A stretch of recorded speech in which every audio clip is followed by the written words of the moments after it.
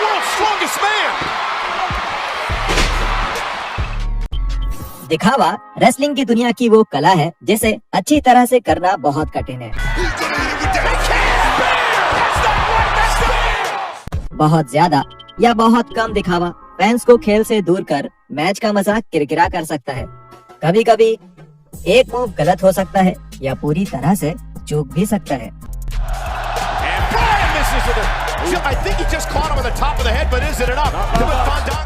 ये मूव खाने वाले विरोधी को अजीब सी स्थिति में डाल देता है। कोई संपर्क न होने के बावजूद ये आशा करते हुए कि कैमरा उनके पक्ष में काम करेगा, क्या वो इसे सेल करने में कामयाब रहे या फिर वो परवाह किए बगैर अपने अगले मूव की ओर चल पड़े। आइए देखते हैं ऐसे 10 उदाहरण जहां रेसलिंग मूव का कोई संपर्क न होने के बावजूद भी वो सेल करे गए, लेकिन इसने युवा फैंस के मन में पूरी WWE के नकली होने का सवाल खड़ा कर दिया।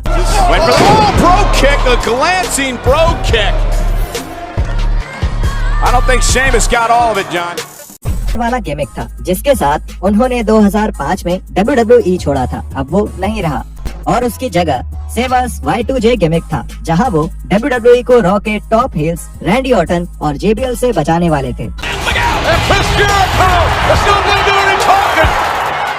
2008 में जेरिको मेडिसन स्क्वायर गार्डन के अंदर रॉयल रंबल में पे पर व्यू में सामना करने वाले थे। MSG दुनिया का सबसे फेमस एरेना होने के लिए अच्छी तरह से जाना जाता है और MSG में होने वाली हर चीज जीवन भर याद रहती है।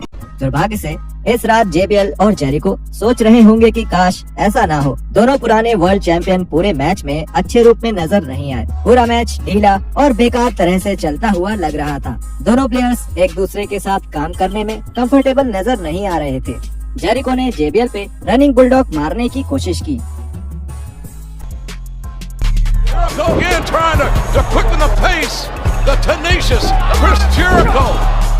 पर किसी तरह से JBL के सिर पर मारने से चूक गए। लेकिन JBL ने इस टक्कर को सेल करने की कोशिश की, पर दोनों ने जिस तरह मैच को वापस एक साथ लाने की कोशिश की वो देखने में बहुत अजीब लग रहा था। स्वाभाविक रूप से MSG के फैंस ने दोनों के इस खराब परफॉर्मेंस के बाद उनको बू करना शुरू कर दिया।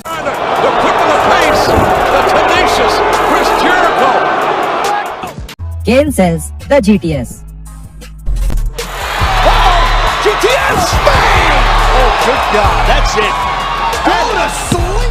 अब गो टू स्लीप फिनिशर में CM पंक अपने ओपोनेंट को अपने कंधों पर उठाकर उनके सिर को अपने घुटने पर मारते हैं। पर समस्या तब होती है जब पंक को एक बड़े और भारी प्लेयर को उठाना पड़ता है, क्योंकि पंक खुद सबसे बड़े और सबसे मजबूत रेसलर नहीं है। मतलब इस मूव का इस्तेमाल सिर्फ छोटे ओपोनेंट पर सबसे अच्छा दिखता है।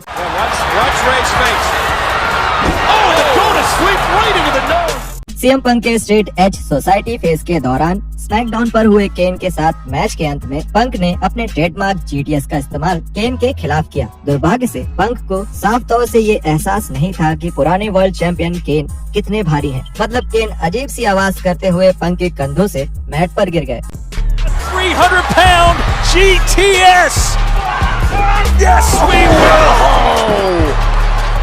अजीब ढंग से इस मैच का अंत हुआ और ये उस समय के दौरान था जब स्मैकडाउन को रिकॉर्ड किया जाता था। मतलब कि WWE एक और फिनिश फिल्मा सकता था या इसे एडिट कर सकता था, लेकिन उन्होंने गलती को रखने का फैसला किया। लार्स सलिवन सेल्स ब्लैक को एक डेवलपमेंट ब्रांड माना जाता है, जहां पर नए और टैलेंट रखने वाले रेसलर्स मेन रोस्टर में जाने से पहले अपनी पहचान बनाते हैं। हालांकि हाल के वर्षों में दुनिया के कुछ बेहतरीन टैलेंट्स ब्रांड में ज्यादा गए हैं और जाकर क्लासिक मैच खेले हैं, बजाय सीधे रॉ या स्मैकडाउन में जाने के।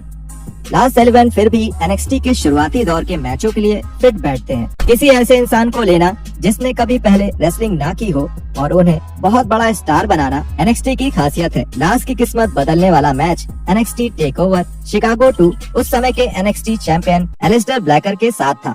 मैच के ज्यादातर हिस्से में लार्स ने बहुत अच्छा प्रदर्शन किया। दुर्भाग्य से अंत में जब ब्लैक ने अपने ट्रेडमार्क ब्लैक मास्क का इस्तेमाल करने की कोशिश की और वो पूरी तरह से चूक गया, तो मैच बिखरता हुआ नजर आया।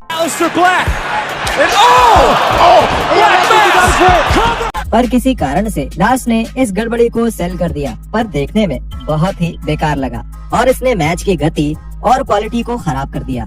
The Undertaker clearly doesn't connect with the big boot. The most prolific performer in WrestleMania history has answered the call. 34वीं रेसलमेनिया की बड़ी कहानियों में से एक अंडरटेकर की वापसी भी है, जिसे जॉन सेना ने कुछ हफ्तों पहले बुलाया था। Allow me to try my best. Do you want to see The Undertaker kick my ass at WrestleMania? इस कहानी के पीछे वजह ये थी कि अभी भी Undertaker the big dog Roman Reigns के साथ खेले 1 साल पुराने रेसलमेनिया 33 में अपने मेन इवेंट मैच के खराब प्रदर्शन के बाद भी खेल सकते हैं। You are looking at the two winningest superstars in the history of WrestleMania. Taker, Cena.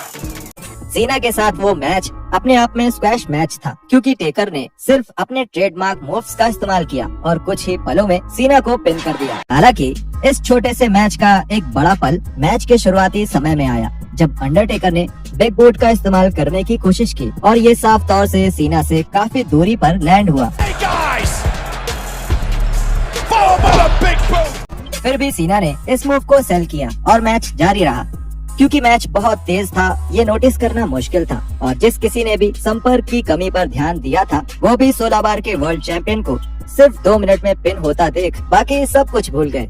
Gayle Kim and Mickie James have an off day. Gail Kim और मिकी जेम्स अब तक की सबसे महान महिला रेसलर्स के रूप में जानी जाती हैं।